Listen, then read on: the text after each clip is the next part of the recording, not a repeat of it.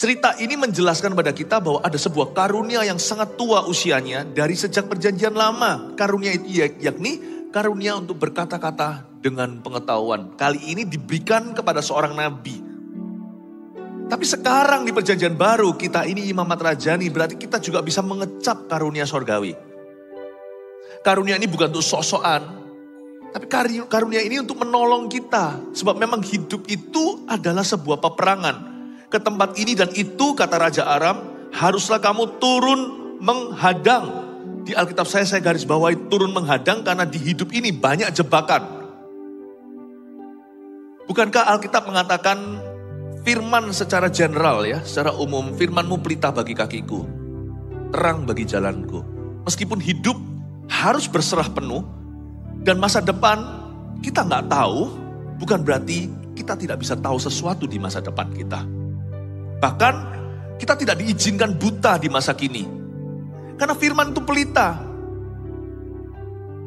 Pengkhotbah katakan Tuhan menyembunyikan masa depan dari manusia agar manusia belajar takut akan Allah. Tapi orang yang bergaul karib dengan Tuhan, Tuhan memberitahukan perjanjian. Jadi kalau kita baca firman itu, kita harus bisa balance melihat. Intinya bukan 1-2 klaim firman itu, tetapi kita lihat gambar besar. Memang kita tidak disuruh maha tahu. Kalau kita tahu masa depan kita Tuhan. Karunia berkata-kata dengan pengetahuan tidak mengajarkan kepada kita untuk curious. Untuk kita itu penasaran seperti Adam dan Hawa yang kedagingan, ingin tahu segala sesuatu lalu makan dari buah pohon pengetahuan itu. Salah.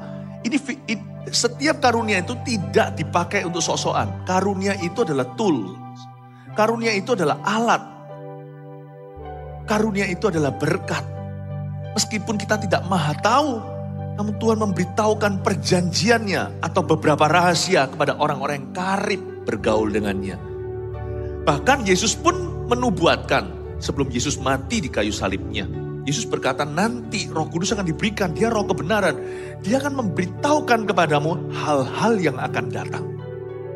Bahkan bukan hanya hal-hal yang akan datang, ini hal-hal masa kini, tindakan Elisa membantu bangsa Israel dalam peperangan melawan Aram. Memang zaman perjanjian lama, para nabi yang punya Roh Kudus. Karena itu Tuhan tidak berbicara kepada semua umatnya.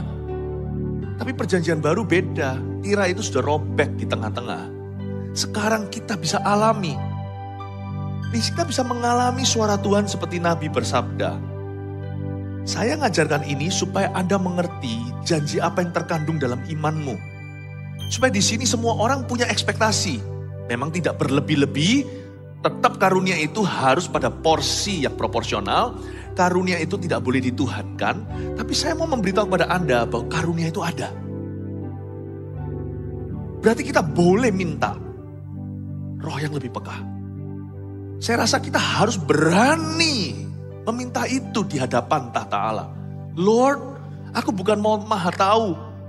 Aku mau tahu segala sesuatu dulu baru percaya kepadamu. Tidak, aku percaya. Please be my guiding light. Jadilah pelita, jadilah terang di jalanku. Paling tidak terangi beberapa yang dikau kehendaki. Aku tahu. Tuhan akan berbicara. Jika diberkati, silakan membagikan untuk memberkati orang lain.